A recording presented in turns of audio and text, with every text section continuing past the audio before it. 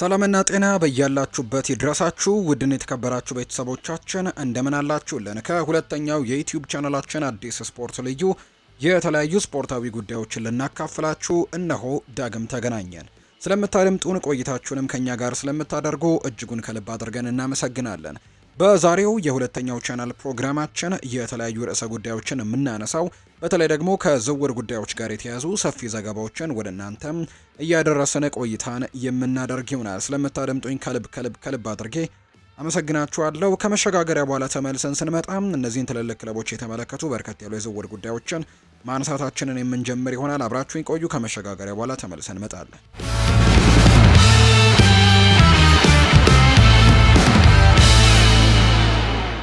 ወደ ቀዳሚው መረጃችን እናምራ። ሊቨርፑል የኤቨርተኑን ተከላካይ እየተመለከተ እንደሆነ መረጃዎች ወጥተዋል። የሊቨርፑሉ የመሃል ተከላካይ ቦታ በቦታው ውስጥ ባሉ በርካታ ተጫዋቾችም የአካል ብቃት ችግር ምክንያት ጥገና የሚያስፈልገው ነው ሊባል ይችላል። እንደ ሜል ስፖርት እንዳስነበበው ከሆነ አሁን ላይ ሊቨርፑል የኤቨርተኑን ጃራድ ብሬዝቫይትን እየተመለከተ መሆኑን እየዘገቡ ነው። ሊቨርፑል ተጫዋቹን ባለፈው ክረምትም ሲመለከተው እንደነበር ነው መረጃዎች የወጡት። ከላይ የተጠቀሰው ዘገባ በተጨማሪም እንግሊዛዊው ኢንተርናሽናል በክረምቱ የተጫዋቾች የዝውውር መስኮትም ከመጀመሩ በፊት እስከ 70 ሚሊዮን ፓውንድ እንደሚገመትም አመልክቷል። ቀያዮቹ በዚህ ክረምት የመሃል ተከላካይ የማስፈረም ፍላጎት በሁለት ዋና ምክንያቶችም ሊሆን እንደሚችል ነው እየተነገረ የሚገኘው። ከነዚህ መካከል አንደኛው የኢብራሂማ ኮናቴ የኮንትራት ሁኔታ ጋር የተገናኘ ሲሆን እንግዲህ ተጫዋቹ ኮንትራቱን ለማራዘም ማሻሻያ ካላሳየ ይለቃል ተብሎ ነው የሚታሰበው። ሊቨርፑል በዚህ የውድድር ዘመን 17 ጨዋታዎችን ብቻ የተጫወተውን ጆ ጎሜዝን የጉዳት ሁኔታውን ከግምት ውስጥ በማስገባት ጃራድ ብሬዝቫይትን ለማስፈረምም ሊዘጋጁ ነው። ከሌሎች ምክንያቶች መካከል የቨርጂል ቫንዳይክ ዕድሜ 33 መሆንና በኋለኛው መስመር ላይ የተወሰነ አዲስ አቅም መጨመርም አስፈላጊነት ናቸው። እንደ ፕሪሚየር ሊግ ባሉ ጠንካራ ሊግ ውስጥም ተፈትኖ ያለፈው ወጣቱ የመሃል ተከላካይ ጃራድ ብሬዝቫይት ለቶፊዎቹ ወሳኝ ሰው ነበር። የ2 ዓመቱ እንግሊዛዊ ውጤታማ የመሃል ተከላካይ መሆኑን አሳይቷል።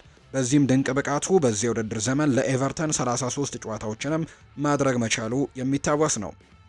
ብራይተን በኤቨርተን እስከ ሰኔ 2027 ድረስም ኮንትራት አለው። ይህም ፊርማውን ደግሞ መሸጫውን ርካሽ እንዳይሆንም ሊያደርገው ይችላል። ተጫዋቹ ከዚህ በፊት በማንቸስተር ዩናይትድ፣ ሪያል ማድሪድ፣ ቼልሲም ሲፈለግ እንደነበር ነው ዘገባዎች የሚያሳዩት። በዚህ ክረምትም ተጫዋቹ ኤቨርተንን ለመልቀቅም እንደሚፈልግ እየተነገረ ሲሆን ሊቨርፑሎች ከባዱን ዝውውር ለመሞከርም ያስባሉ ተብሎ እንደሚታሰብ ዘገባዎች ወጥተዋል።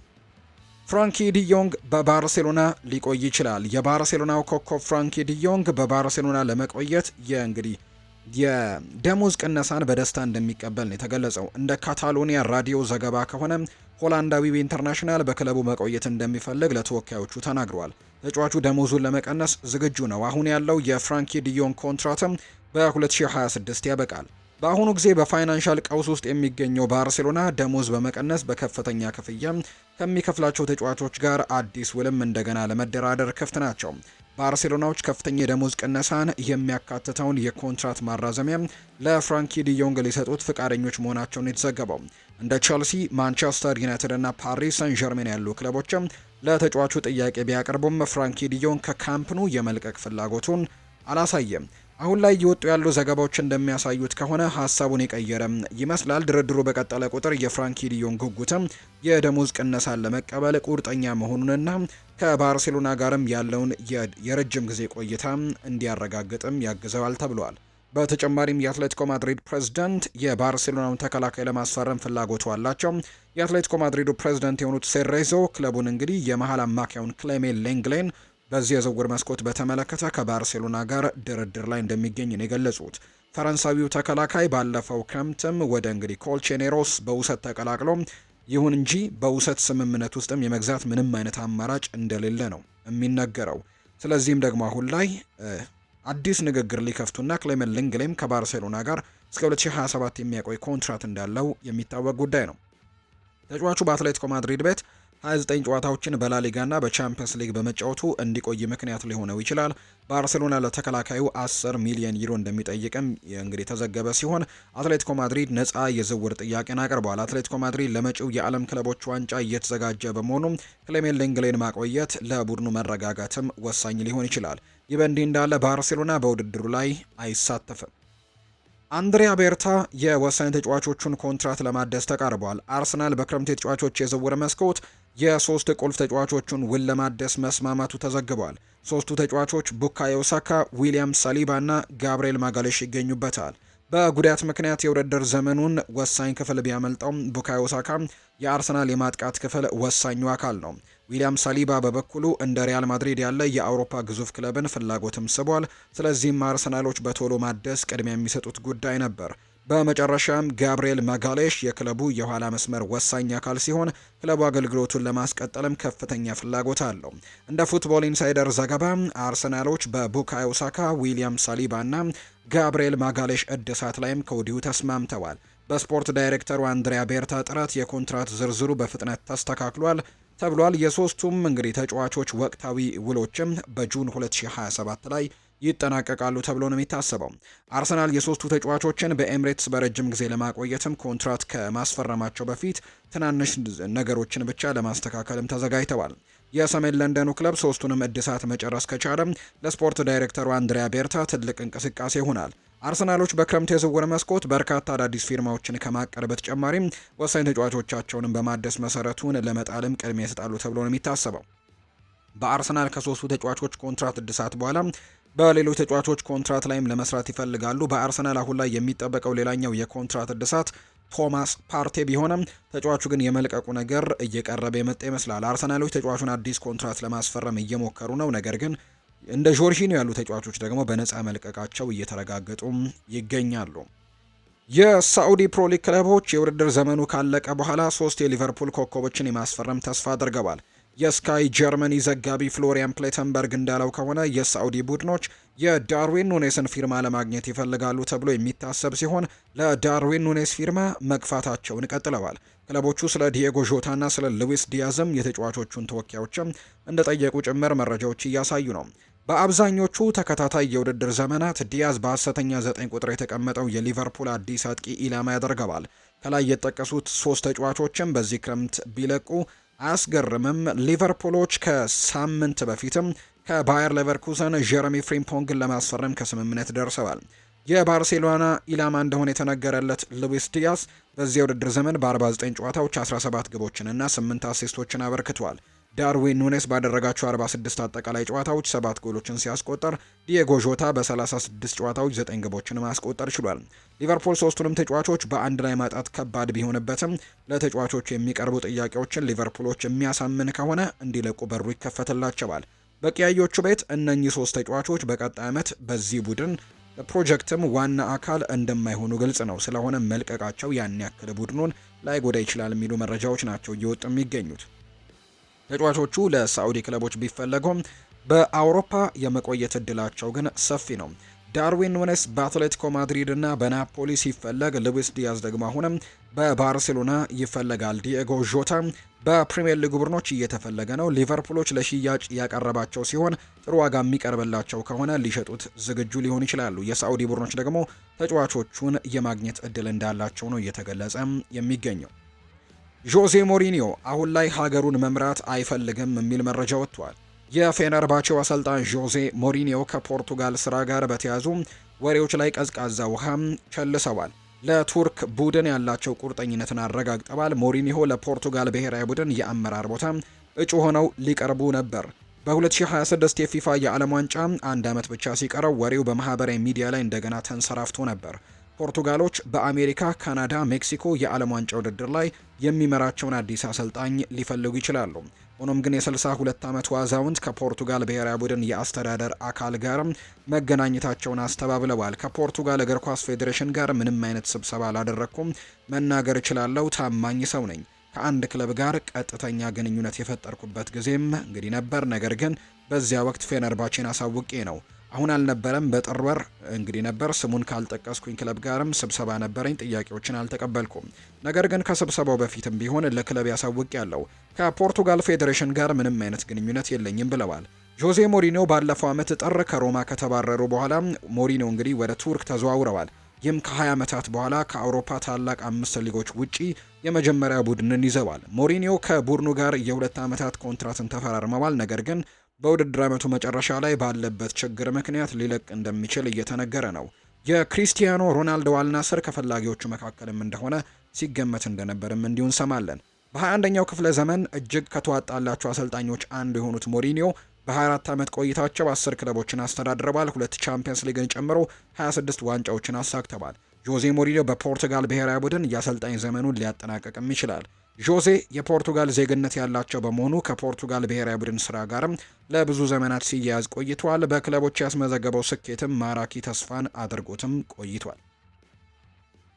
አርሰናል እንግሊዛዊውን ወጣት ይፈልጋል ተብሏል። አርሰናል የቦሪሲያ ዶርትመንዱን የክንፍ መስመር ተጫዋች ጄሚ ባይኖ ጌቴንሰን በክረምቱ ለማስፈረም የሚደረገውን ፉክክር እየመራ መሆኑ ተዘግቧል።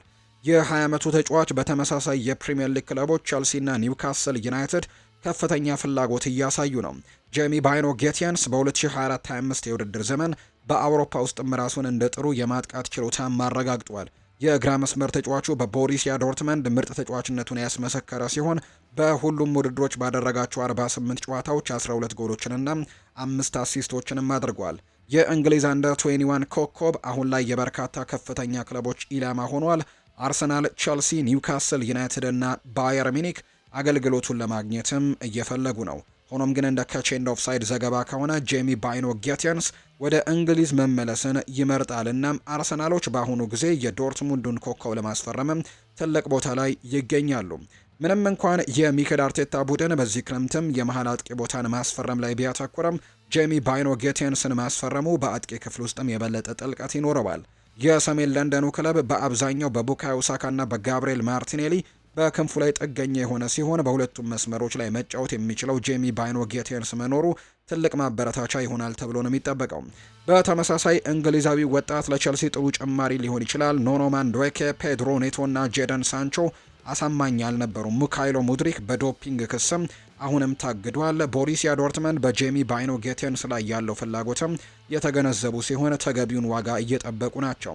ኮንትራቱ እስከ 2028 ድረስም የሚቆይ ሲሆን ዋጋው ወደ 55 ሚሊዮን ዩሮ ገደማም እንደሆነ ጭምር ነው ዘገባዎች እያሰፈሩ የሚገኙት። ድዋይት ዮርክ ማንቸስተር ዩናይትድ የሊቨርፑሉን አጥቂና የቀድሞውን የአርሰናል ኮከብ በክረምቱ እንዲያስፈርሙ ጠይቋቸዋል። የቀድሞው የማንቸስተር ዩናይትድ ድንቅ ተጫዋች የነበረው ድዋይት ዮርክ የቀድሞ ክለቡ የሊቨርፑሉን አጥቂ ዳርዊን ኑኔስንና የቀድሞውን የአርሰናል ግብ ጠባቂ ኤሚሊያኖ ማርቲኔዝን እንዲያስፈርሙ ጥሪ አቅርቧል የተባለው ሁለቱ ተጫዋቾች የሩበን አሞሪም ቡድንን እንደሚያሻሽሉና በሚቀጥለው የውድድር ዘመንም ራሳቸውን በማንቸስተር ዩናይትድ እንዲሻሻሉ እንደሚረዳቸውም ያምናል። ድዋይት ዮርክ ሊቨርፑል ዳርዊን ኑኔስን በመሸጥ ለምን እንደፈለገም እንዳልተረዳ ተናግሯል። ነገር ግን በዩራጓዊው አጥቂ ውስጥም ብዙ እምቅ ችሎታዎች ማየቱን ተናግሯል። አጥቂው አሁንም በጥሩ እድሜ ላይ እንደሚገኝ ተናግሯል። እናም ተጫዋቹ የሚያገኝ ክለብም እድለኛ ይሆናል ብዬ አስባለሁ ብሏል ድዋይት ዮርክ። ዮርክ ሲናገር እኔ የዳርዊን ኑኔስ ትልቅ አድናቂ ነኝ። ሊቨርፑል ለምን ሊለቀው እንደፈለገ ሊገባኝ አልቻለም። እሱ የሚጠበቀውን ያክል በሊቨርፑል አልኖረም። መልቀቁ አያስደንቅም። እኔ በግሌ ግን ዩናይትድም ብሆን ዳርዊን ኑኔስን ለማስፈረም እሞክራለሁ። የሊቨርፑልና የማንቸስተር ዩናይትድ ነገር በዝውውር ውስጥም ከባድ እንደሆነ አውቃለሁ። ነገር ግን ይህ ዝውውር ቢሳካ ብዬ እመኛለሁ ሲልም ጭምር ነው የተናገረው። ድዋይት ዮርክ በመቀጠልም ማርቲኔዝን ማስፈረሙ ለማንቸስተር ዩናይትድም ትልቅ ጭማሪን እንደሚሰጥም ተናግሯል። የአስተን ቪላውን ኮከብ በአንድሬ ኦናና ላይ ፈጣን ማሻሻያም እንደሆነ ያምናል። ማርቲኔስ ላለፉት ዓመታት በጣም ልዩ ነው። ለምን ግዙፍ ክለቦች እንደማይፈልጉት እንደገና ማየት ትችላላችሁ። እኔ ማንቸስተር ዩናይትድ ቢመጣ እመኛለሁ። ይሄ ቡድን በግብ ጠባቂ በኩል እየታገለ እንደሆነ ማውቃለሁ። አሁን ላይ ግን የማርቲኔዝ ዝውውር ግምት ውስጥ ማስገባትም አለባቸው። ማርቲኔዝ ልምድ ብቻም አያመጣም። ከአንድሬ ኦናና በጣም የተሻለ ግብ ጠባቂ ነው። ለኦናና አስባለሁ። እሱ በትክክል አልሰራም። እናም ሁሉም ሰው ደግሞ ጥሩ ነገር እንደሚያደርግም ገምቶ ነበር። ነገር ግን የምናየው ነገር በተቃራኒ ነው። በእርግጠኝነት ማርቲኔዝን ማስፈረም ለዩናይትድ ትልቅ እርምጃም ይሆናል ሲልም ጭምር ነው የተናገረው። ኤሚሊያኖ ማርቲኔዝ ከማንቸስተር ዩናይትድ ጋር የተገናኘ ሲሆን ባርሴሎና እሱን እየተከታተሉ ነው። ጋዜጠኛው አሌክስ ክሩከም እንዳለው ከሆነ አስተን ቪላ በዚህ ክረምት 40 ሚሊዮን ፓውንድ ሊሸጠውም ዝግጁ ነው። ዳርዊን ኑኔስም ከሊቨርፑል መውጣቱ ቢረጋገጥም በማንቸስተር ማሊያ ግን እሱን የመመልከት እድላችን የማይመስል ነገር እንደሆነ ነው ዘገባዎች እያሰፈሩ የሚገኙት። ዌስትሃም የቻምፒየንስ ሊግ ፍጻሜ ተፋላሚው ተጫዋች የዝውውር ፈላጊ ሲሆን የቸልሲው ኮከብ የወደፊት እጣ ፈንታ ላይም ተጽዕኖ ሊያሳድር ይችላል። ዌስትሃም ዩናይትዶች በዚህ ክረምት የኢንተር ሚላኑን ተከላካይ ያን ቢሴክ ላይ የዝውውር ፍላጎት እንዳላቸው ተዘግበዋል። ጀርመናዊው ኢንተርናሽናል ለኢንተር ጥሩ ተጫዋች የነበረ ሲሆን አሁን ላይ በዚህ ወር መጨረሻ ከፓሪስ ሰን ዠርሜን ጋር ለሚደረገው የቻምፒየንስ ሊግ የመጨረሻ ጨዋታ በዝግጅት ላይ ይገኛል። ቢሴክ በሲሞኔ ኢንዛጊ ቡድን ውስጥም የመነሻ ቦታን በእርግጠኝነት ያላረጋገጠ ይመስላል። ስለሆነም ደግሞ ስለ ወደፊቱ አንዳንድ መላምቶችን እያስከተሉ ይገኛሉ። ጋዜጠኛ ሳንቲ አውና እንደተናገረው ከሆነ ቢሴክ በዚህ ክረምት ሊለቅ እንደሚችልና ዌስትሃምም ከዋና ፈላጊዎቹ አንዱ እንደሆነና ኢንተርም የቼልሲውን ቤንዌት ባዲያሼልን በቢሴክ ሊተካው እንደሚችል ነው የተናገረው። ባዲያሼል ለቼልሲ በጣም አስተማማኝ ተጫዋች ሆኖ አያውቅም፣ ነገር ግን በሴሪኤ ውስጥም ቢጫወት መሻሻል የሚችል ተጫዋች ነው። ስለሆነም የዌስትሃም ዩናይትድ ፈራሚ ቢሴክ በቼልሲ ላይ ትልቅ ተጽዕኖ ሊኖረውም ይችላል። የቢሴክ መልቀቅ በእርግጠኝነት እንደ ቤንዌት ባዲያሼል ያለ ከፍተኛ ደረጃ ያለው ምትክም ለማግኘት ኢንተር ሚላን መንገዱን ይከፍትለታል። ሰማያዊዎቹም ፈረንሳዊውን ለመልቀቅም መዘጋጀታቸው እርግጥ ነው። ቤንዌት ባዲያሼል በስታንፈርድ ብሪጅ ህይወቱ አንዳንድ ጥሩ ጊዜያቶችን አሳልፏል፣ ነገር ግን በትክክለኛው ዋጋ ሊለቅም ይችላል። ቼልሲዎች ተከላካዮችን ለማስፈረም ሌሎች ተከላካዮችንም ለመልቀቅ ይገደዳሉ። ይህም ለኢንተር ሚላን በር ሊከፍት ይችላል። ለዌስትሃም ዩናይትድም ትልቅ ፍላጎት፣ ጥሩ ምላሽ ይኖረዋል ተብሎ ነው የሚጠበቀው። ያን ቢሴክ በሌሎች የፕሪሚየር ሊግ ክለቦች ማንቸስተር ዩናይትድ እና ቶተንሃም የሚፈለጋል። ተጫዋቹ በክረምት መልቀቁ አይቀርም። ወደ ፕሪሚየር ሊግ መሄድ ደግሞ ለጀርመናዊው ተከላካይ ተመራጭ ይሆናል። የወጣቱ ተከላካይ ተመጣጣኝ ዋጋ ክለቦች ዝውውሩን ገፍተው እንዲሄዱም ሊያደርጋቸው እንደሚችል ጭምር ነው እየተገለጸም የሚገኘው። አስተን ቪላ ኮከብ ተጫዋቹን ለመልቀቅ በ40 ሚሊዮን ፓውንድ ይፈልጋሉ። አስተን ቪላ በዚህ ክረምት ከምርጥ ተጫዋቾቻቸው አንዱን ሊያጡ ይችላሉ። በኡናይ ኤምሪ መሪነት ብሩህ የወደፊት ተስፋ በክለቡና በስፔናዊው አሰልጣኝ ቡድኑም በፕሪሚየር ሊጉ ተፎካካሪ ሲያደርግም ቢቆይም አመቱን በቻምፒየንስ ሊግ ውስጥ ግን መገኘት አልቻሉም። አሁን ላይ እንደ ማንቸስተር ሲቲ፣ ቸልሲና ኖቲንግሃም ፎረስት ካሉ ክለቦች ጋር በመሆን በዚህ ውድድር ላይ ሲፎካከሩ እንደነበር እናስታውሳለን። ነገር ግን ኖቲንግሃም ፎረስት እና አስተን ቪላ ከዚህ ውድድር ውጭ ሆነዋል። በቀጣይ የውድድር ዓመት በዩሮፓ ሊግ ነው መሳተፍ የሚችሉት።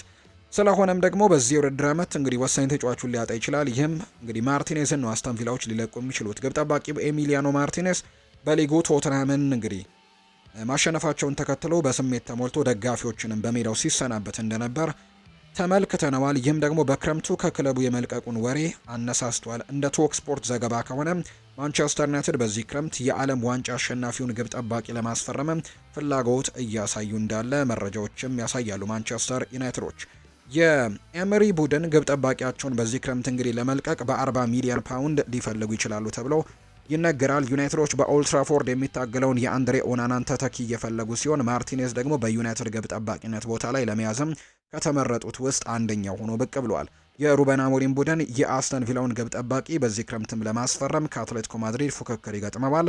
የደቡብ አሜሪካው ግብ ጠባቂ በዘንድሮው የውድድር ዘመን አስተን ቪላ የቻምፒየንስ ሊግ ሩብ ፍጻሜ ተፋላሚ እንዲሆንም መርዳት ችሎ ነበር። ማርቲኔዝ በግሉም ፈላጊዎችን አያጣም። ግብ ጠባቂው ከሳዑዲ አረቢያ ጥሩ ውል ቢቀርብለትም በአውሮፓ ግን ሊቆይ ይመርጣል ተብሎ ይታሰባል። ማንቸስተር ዩናይትዶች እሱን ለማስፈረምም ፍላጎት አላቸው። ነገር ግን ዝውውሩ ለመጨረስም ገንዘብ ለማግኘትም ኦናናን በመሸጥ የተመሰረተ ይሆናል። ይህን ሲባል እየተነገረ ይገኛል። የክለቡ የግብ ጠባቂ ቦታን ማጠናከር ግን ቅድሚያ የሚሰጠው ጉዳይ እንደሆነ ነው የሚነገረው። ማርቲኔዝ በዚህ የክረምት የተጫዋቾች የዝውውር መስኮት ወቅት ከቪላ ፓርክ ለመልቀቅም እያሰበ በመሆኑ ባለው ጥራትና ብቃትም በገበያው ውስጥም ፈላጊዎች መብዛታቸው አያጠራጥርም። ተጫዋቹ ከዚህ ክረምት ዓመት በኋላ በቪላ ፓርክ የመኖሩ ነገር አጠራጣሪ እንደሆነ ነው መረጃዎች እያሳዩ የሚገኙት። ፋብሪዚዮ ሮማኖ የሊቨርፑልን የዝውውር ፍላጎት የሚያበረታታ መረጃን አጋርቷል። ፋብሪዚዮ ሮማኖ ስለ ራያን ቸርኪ ወቅታዊ መረጃን አጋርቷል። ይህም ሊቨርፑል ተጫዋቹን ማስፈረም ከፈለጉ ተጨማሪ ማበረታቻዎች ሊሰጣቸው ይችላል። የ21 ዓመቱ ወኪሎች በቅርብ ቀናት ውስጥም መርሲሳይድን ኃያላን ቀርበው ነበር። ተጫዋቹ ባለፈው ቅዳሜ ባደረገው የውድድር ዘመን የመጨረሻ ጨዋታ በስሜት ደጋፊውን ከተሰናበተ በኋላ በዚህ ክረምትም ሊዮንን ይለቃል ተብሎ ነው የሚታሰበው። ጣሊያናዊው የዝውውር ዘጋቢ የእንግሊዝ ክለቦች ለአጥቂው አማካዩ ፍላጎት እንደሚያሳዩ እንደሚጠበቅም ተናግሯል። ራያን ቸርኪ በዚህ ክረምትም የፕሪሚየር ሊግ እንቅስቃሴ ክፍት ሊሆን ይችላል። ፋብሪዚዮ ሮማኖ በዩቲዩብ ቻናሉ ላይ በተናገረው ቃለ ምልልስም ቸርኪ ከጀርመን ክለቦች ፍላጎት ቢኖርም በመጨረሻም ወደ ፕሪሚየር ሊግ ሊዘዋወር እንደሚችልም ተናግሯል። ይህም ተጫዋቹ የሚመኘውን በሊቨርፑል ሊቀላቀል እድሉን እንደሚያገኝ ነው ዘገቦች የሚያሳዩት። ጋዜጠኛው እንዲህ ሲል ነው የገለጸው። የኔ መረጃ ከጀርመን ብቻ ሳይሆን ከእንግሊዝም በራያን ቸርኪ ላይ ፍላጎት አለ። ተጫዋቹ ለፕሪሚየር ሊግ እንቅስቃሴ ክፍት ሊሆን ይችላል። ይህም ደግሞ ለራያን ቸርኪ ተጨባጭ እድል ሊሆን ይችላል። ለዚህም በዚህ የክረምት ተጫዋቾች የዝውውር መስኮት ወደ ፕሪሚየር ሊግ መዘዋወሩ ለተጫዋቹ መፍትሄ ሊሆን ይችላል። አሁን ላይ ወኪሉ ሁሉንም እድሎች እንግዲህ ይቃኛል፣ ከዚያም ውሳኔዎቻቸውን ያሳውቃሉ ተብሎም ነው የሚጠበቀው። በእንግሊዝ ያሉ ቡድኖች በተጫዋቹ ላይ ፍላጎታቸውን አጠናክረው ቀጥለዋል። ሊቨርፑል የ21 ዓመቱን ወጣት በፕሪሚየር ሊጉ የመጫወት ህልም እንዳለው ከተናገረበት የህዳር ወር ጀምሮ በተደጋጋሚ ስለ ቸርኪ ሲጠይቁ ነበር። ምናልባትም በክረምት የቅናሽ ፊርማውንም የሚያገኙበት እድልም ይኖራል ተብሎ ነው የሚታሰበው። ወኪሎቹ ቀድሞውኑ ከአንፊልድ አለቆች ጋር በተደጋጋሚ እየተገናኙ ያሉ ይመስላሉ። ይህም ደግሞ ሪቻርድ ሂውስ ተጫዋቹ በዚህ ክረምት ወደ መርሲሳይድ የመዘዋወር ፍላጎት እንዳለው እንደሚያውጥ ይጠቁማል። በመጨረሻም በሚቀጥሉት 3 ወራቶች ውስጥም የትኛውም ክለብ ራያን ቸርኪን እንደሚያስፈርም ይጠበቃል ተብሎ ነው የሚታሰበው። ቸልሲዎች 120 ሚሊዮን ዩሮ የተለጠፈበትን አጥቂ ጋር ግንኙነት ካደረጉ በኋላ የዝውውር ውድድሩን እየመሩት ነው። የክረምት ተጫዋቾች የዝውውር መስኮት ሲቃረብ ቸልሲ የሪያል ማድሪዱን ኮከብ ሮድሪጎን በመፈለግ ላይ መሆናቸውን የከቼንድ ኦፍሳይድ ምንጮች ዘግበዋል። ሰሜዎቹ ከብራዚላዊው የክንፍ ተጫዋች ተወካዮች ጋርም ግንኙነት የጀመሩ ሲሆን አሁን ላይ መደበኛ ጥያቄን ለማቅረብ እያሰቡ ነው። ለተጨናነቀው የክረምት ተጫዋቾች የዝውውር መስኮት ራሳቸውን እያዘጋጁ ያሉት ቸልሲዎች እነሱን የሚፈልጉ ክለቦች ሪያል ማድሪድ ጥሩ ዋጋ ከቀረበለት ለመለየትም ክፍት እንደሆነ ታውቋል። 120 ሚሊዮን ዩሮ ዋጋ ለ24 ዓመት ኮከብ የተለጠፈበት ዋጋ ነው። የተጫዋቹ ተወካዮችም የሮድሪጎን መገኘት ለበርካታ የአውሮፓ ታላላቅ ክለቦችም አሳውቀዋል። በዚህ ክረምት ወቅትም ሮድሪጎ በጣም ተፈላጊ ነው። ቸልሲ የሮድሪጎን ዝውውርም እየመራ በቶድ ቦህሊ ባለቤትነትና በአሰልጣኝ ኤንዞ ማሬስካ ራዕይም ክለቡ ለአጥቂ ማጠናከሪያው ቅድሚያ ይሰጣል። የሮድሪጎ ሁለገብነት በሁለቱም ክንፎችና በመሃል አጥቂ ቦታ መጫወት የሚችለው ሮድሪጎን ቸልሲዎች የፊት መስመራቸውን ለማደስ ማራኪ ኢላማም አድርገው ይዘውታል። ሆኖም ግን ከባድ ፉክክር ይገጥማቸዋል። ማንቸስተር ሲቲ ሁኔታውን በቅርበት እየተከታተለ ነው። ፔፕ ጓርዲዮላ የሮድሪጎ አድናቂ እንደሆነ የማጥቃት ክፍሉ ላይም ራሱን እንግዲህ የማሳደግ ችሎታ እንዳለውም ያምናል። ሲቲዎች እስካሁን መደበኛ ግንኙነት ባይኖራቸውም በክረምቱ ግን ክለቡን ለቀው ከሚወጡ ተጫዋቾች በኋላ ውሳኔያቸውን ያሳውቃሉ። ፓሪስ ሰን ዠርሜንን በዘንድሮው የውድድር ዘመን ለሪያል ማድሪድ 13 ጎልና 10 አሲስት ያደረገውን ብራዚላዊውን አጥቂ ለማስፈረም ፍላጎቱ አላቸው። የፈረንሳይ ሻምፒዮናዎች በአጥቂው ላይ ትልቅ እንቅስቃሴን ለማድረግም እያቀዱ ነው። ይህ በእንዲህ እንዳለ አርሰናልና የሳዑዲ አረቢያ ክለቦችም ንግግሮችን ሊጀምሩ እንደሚችሉ ዘገባዎች እያሰፈሩ ይገኛሉ። ፋብሪዚዮ ሮማኖ የሊቨርፑልና የቸልሲ የዝውውር ኢላማ በ70 ሚሊዮን ዩሮ በዚህ ክረምት መልቀቅ እንደሚችል ተናግሯል። ፋብሪዚዮ ሮማኖ ከሊቨርፑልና ቸልሲ ጋር ያለው ግንኙነትን ተከትሎ ስለ ዣኦ ፔድሮ እጣ ፈንታም መረጃን ሰጥቷል። የብራይተኑ አጥቂ በፕሪሚየር ሊጉ ድንቅ ብቃትን ያሳየ ሲሆን ከረጅም ጊዜ የብራይተን ቆይታ በኋላ ወደ ትልቅ ክለብም ሄዶ ለማደግ ጥሩ ሊሆንለት የሚችል ይመስላል። አሁን ላይ ብራይተኖች ዣኦ ፔድሮን በዚህ ክረምትም ለመልቀቅ ዝግጁ ሊሆኑ ይችላሉ። ምንም እንኳን ዋጋው ርካሽ ባይሆንም ፋብሪዚዮ ሮማኖ በኤክስ ገጹ ላይ እንደዘገበው ከሆነ የብራዚላዊው አጥቂ ዋጋ 70 ሚሊዮን ዩሮ አካባቢ ይሆናል። የዣኦ ፔድሮ የዝውውር ፈላጊዎች ሊቨርፑልና ቸልሲ ናቸው። ፔድሮ ለሊቨርፑል፣ ቸልሲ በተጨማሪ በአስተን ቪላና በኒውካስል ዩናይትድም እንደሚፈለግ ከቼንድ ኦፍ ሳይድ በቅርቡ ዘግቦ ነበር። ፔድሮ በዚህ የውድድር ዘመን ለብራይተን 10 ጎሎችንና 6 አሲስቶች ያሉት። ስለዚህም ደግሞ ፔድሮ በዙሪያው የተሻሉ ተጫዋቾች ባሉበት ክለብም ትልቅ ክለብም ቢጫወት የተሻለ መስራት እንደሚችልም መገመት ቀላል ነው። በክረምቱ ዣኦ ፔድሮ ለትልቅ እንቅስቃሴዎች ዝግጁ ነው። አሁን ላይ ቻርልስ ዋትስ በቼንድ ኦፍ ሳይድ አምድ ላይ ስለ ፔድሮ ሲናገር ቻርልስ ዋትስ ፔድሮን እንደ ተጫዋችነት ቢወደውም አሁን ላይ ግን አርሰናል የሚያስፈልገው ነገር ስለመሆኑ እርግጠኛ አይደለም። ጥሩ ተጫዋች ነው። ብራይተን ባየሁት ቁጥር እሱን እመለከተዋለሁ። ነገር ግን ይህ የአርሰናል ቡድን የሚፈልገው ሰው ነው ብዬ አላስብም። እሱ የተለጠፈበት ዋጋ ውድ ነው የምንልበት ምክንያትም ሊቨርፑልና ቸልሲ የፔድሮ ፊርማንም ሊያገኙ ይችላሉ ብዬ ገምታለሁ ሲልም ነው ፋብሪዚዮ መረጃውን ያጋራው። ሊያም ዴላፕ በክረምቱ ወደ ማንቸስተር ዩናይትድ ሲል የቀድሞ የሊቨርፑል ተጫዋችም እየተናገረም ይገኛል። ጄሚ ካራገር ሊያም ዴላፕ በዚህ ክረምት የተጫዋቾች የዝውውር መስኮት እንግዲህ ወደ ማንቸስተር ዩናይትድ በመሄድ ተስፋ ሰጪ ህይወቱን አደጋ ላይ ሊጥል ስለሚችል አስጠንቅቆታል። ኢፕስዊች ታውን አጥቂው ቡድኑ እንግዲህ ወደ ሻምፒዮንሺፑ በፍጥነት እንዳይመለስም መከላከል ባይችልም በግሉ ግን ጥሩ የውድድር ዘመንን አሳልፏል። ተጫዋቹ በሁሉም ውድድሮች በኬረን ማኬና ስር 12 ጎሎችን አስቆጥሮ ነበር። በእርግጥም በተጫዋቹ ውል ውስጥም በአንጻራዊነት መጠነኛ 30 ሚሊዮን ፓውንድ የውል ማፍረሻ ያለ ሲሆን በርካታ ክለቦች በክረምቱ እሱን ለማስፈረም ስማቸው ተያይዟል። እንደ ቸልሲ፣ ቶትናም ሆትስፐርስ እና ኤቨርተን ያሉ ቡድኖችም ከአጥቂው ጋር ሲያያዙ ዝውውሩን እየመራ ያለው ማንቸስተር ዩናይትድ ሲሆን እንግሊዛዊውን ከ21 ዓመት በታች ኢንተርናሽናል በፊት መስመራቸው ላይ ጥሩ ጭማሪም አድርገው ይመለከቱታል። ኢፕስዊች ታውን እንግዲህ በሜዳቸው ዌስትሃም ዩናይትድን ካስተናገዱ በኋላ የመጨረሻ ጨዋታቸውን አድርገዋል። ካራገርም እንግዲህ ተጫዋቹ ወደ ኦልድ ትራፎርድ እንዳይሄድ አስጠንቅቆታል። ካራገር ከስካይ ስፖርት ጋር ባደረገው ቆይታ የቀድሞ የማንቸስተር ሲቲ ተጫዋች ሌላ ቡድን እንዲሄድ ነው የመከረው። ካራገር ሊያም ዴላፕ ወደ ማንቸስተር ዩናይትድ መሄድ ያለበት አይመስለኝም። እኔ እንደማስበው ልክ ራስመስ ሆይሉንድ ላይ እንደደረሰው ነገር ሁሉ እሱ ላይም እንዳይሆን እንግዲህ እፈራለታለሁ። አንዳንድ ጊዜ ከወረደ ቡድን ስትወጣ የተሻለ ቡድን ላይ ካልገባ ትቸገራለህ። አሁን ላይ ዩናይትድ 15ኛ ደረጃ ላይ ሆኖ እንዳጠናቀቀ እናውቃለን። ከዓለም ታላላቅ ክለቦች ግን አንዱ እንደሆነ ግን እናውቃለን። እኔ እንደማስበው ከሆነ ለተጫዋቹ ወደ ማንቸስተር ዩናይትድ መሄድ ትልቅ እርምጃ ነው። ሊያም ዴላፕ በሆይሉንድ ላይ ማሻሻያ ነው ብዬ አስባለሁ። ነገር ግን እኔ እንደማስበው ቀጣዩ እርምጃ እንደ ኤቨርተን ባሉ ቡድኖች ውስጥ ከሆነ በየሳምንቱ እንደምትጫወት ታውቃለህ። ዋናው ነገር እንግዲህ ዋና ሰውም ትሆናለህ። በቡድን ውስጥም ካሉ ምርጥ ተጫዋቾች መካከል አንዱ ትሆናለህ። ለዛም ምርጫውን ሌላ ቢያደርግ አስባለሁ ሲልም ነው የተናገረው። በኢፕስዊች ታውን የቡድኑ ምርጥ ተጫዋች ነው። ሁሉም ነገር በሱ በኩል ነው የሚከናወነው። አሁን ላይ ግን ወደ ሌላ ክለብ ሄዶ በዚያ ከ2 ዓመታት በኋላ ወደ ማንቸስተር ዩናይትድ ወይም ወደ ሌላ የቻምፒየንስ ሊግ ቡድን ቢሄድ በትልቅ ደረጃ የመወዳደር አቅም ይኖረዋል። አሁን ላይ ግን ራሱን በትልቅ ደረጃ ወደሚያሳይበት ቡድን ቢሄድ የተሻለ ነው ብዬ አስባለሁ ሲልም ጭምር ነው የተናገረው። ባርሴሎና ኮከቡ ጋር አዲስ ኮንትራት ስምምነት ላይ ደርሰዋል። የስፔኑ ኃያል ክለብ ባርሴሎና እስከ 2027-28 የውድድር ዘመን መገባደጃ ድረስ የሚቆይ የኮንትራት ማራዘሚያ ስምምነት ላይ መድረሱን ተዘግቧል። የዝውውር ኤክስፐርት የሆነው ፋብሪዚዮ ሮማኖ እንደተናገረው ብራዚላዊው የ2024-25 አስደናቂ ዓመትን ለካታላኑ ቡድን አሳልፈዋል። ራፊኒሃ በ2022 ክረምት በ58 ሚሊዮን ዩሮ ሂሳብ ነበር ከእንግሊዙ ክለብ ሊድስ ዩናይትድ ባርሴሎናን የተቀላቀለው። በክለቡ በመጀመሪያዎቹ 2 የውድድር ዘመናት በወቅቱ ከነበረው አሰልጣኝ ሻቪ ሄርናንዴስ ሲስተም ጋር መላመድ ሲቸገር ስፔናዊው አሰልጣኝ ሊለቀው ተቃርቦ ነበር። ሃንስ ፍሊክ እስከመጣበት ክረምት ድረስም ራፊኒሃ ለመልቀቅ ቅርብ እንደነበር ነው የሚታወሰው። በዚህ የውድድር ዘመን የ28 ዓመቱ ተጫዋች በጀርመናዊው ሃንስ ፍሊክ ስር ብቃቱን ወደማይታመን ደረጃ ከፍ አድርጓል። ተጫዋቹ በሁሉም ውድድሮች ውስጥ ባደረጋቸው 56 ጨዋታዎች 34 ጎሎችን እና 25 አሲስቶችን ያደርጓል። የራፊኒሃ አስደናቂ ብቃትም ባርሴሎና የሀገር ውስጥ ትሬብልን፣ ላሊጋን፣ ሱፐር ኮፓ ደ ኤስፓኛን እና ኮፓ ዴል ሬን እንዲያሸንፉም አድርገዋቸዋል። ቡድኑ ለቻምፒየንስ ሊግ ግማሽ ፍጻሜም እንዲገኝ ረድቶታል። ምንም እንኳን የራፊኒሃ ኮንትራት በ2027 የሚያልቅ ቢሆንም የካታላኑ ግዙፍ ክለብ ግን ከበርካታ ፈላጊ ቡድኖች ተጫዋቹን ለማዳንም ለተጨማሪ 1 ዓመት ኮንትራት ሊፈርሙ እንግዲህ ተቃርበዋል። ሆላንዳዊው አማካይ ፍራንኪ ዲዮንግን በክለቡ ለማቆየት የሚከፈለውን ክፍያ ሊቀንስም ፈቃደኛ ነው ተብሏል።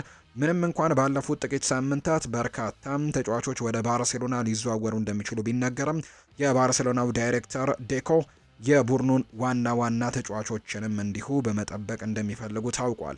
ባርሴሎና የላሚን ያማልን ኮንትራት ለማራዘምም መቃረባቸው ነው ዮሃን ላፖርት ከቀናት በፊት አሳውቀው እንደነበር የሚታወሰው።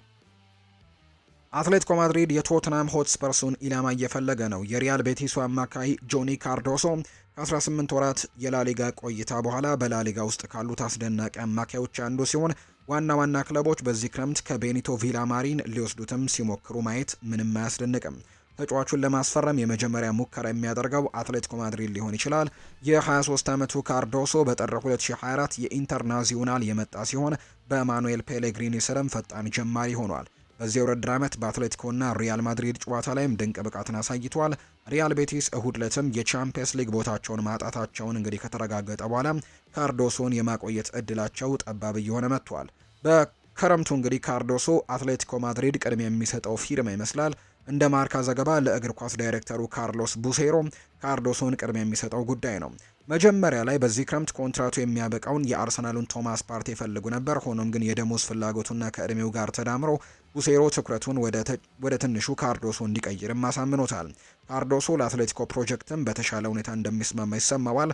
ዋጋው 25 ሚሊዮን ዩሮ ብቻ መሆኑ ደግሞ አትሌቲኮ ማድሪዶች ፊርማውን ሊያገኙ እንደሚችሉ አሳምኗቸዋል። ነገር ግን ሊታሰብበት የሚገባው አንድ ነገር ቢኖር ቶተንሃም ሆትስፐርስ በካርዶሶ ላይ ያለው ትልቅ ፍላጎት ነው።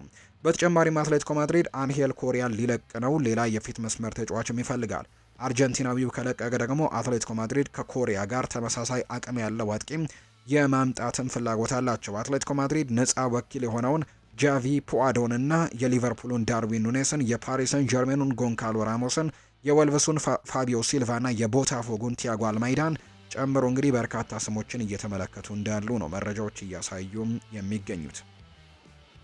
ውድና የተከበራችሁ ቤተሰቦቻችን ለዛሬ ከሁለተኛው የዩቲዩብ ቻናላችን አዲስ ስፖርት ልዩ የያዝንላችሁ አዳዲስ ስፖርታዊ ጉዳዮቻችን እነዚህን ይመስላሉ። ስላደመጣችሁን ቆይታችሁን ከኛ ጋር ስላደረጋችሁ እጅግ ከልብ አድርገን እናመሰግናለን። ፏድባሩ ፕሮግራሙን እየመራው ከእናንተ ጋር ቆይታን አደረግኩኝ። በቀጣይ ፕሮግራሞቻችን ሌሎች ርዕሰ ጉዳዮችን ይዘን ዳግም ተመልሰን የምንገናኝ ይሆናል። መልካም ጊዜ እንዲሆንላችሁ ነው በአክብሮት የምመኘው። መልካም ቀን እንዲሆንላችሁ በአክብሮት ተመኘው።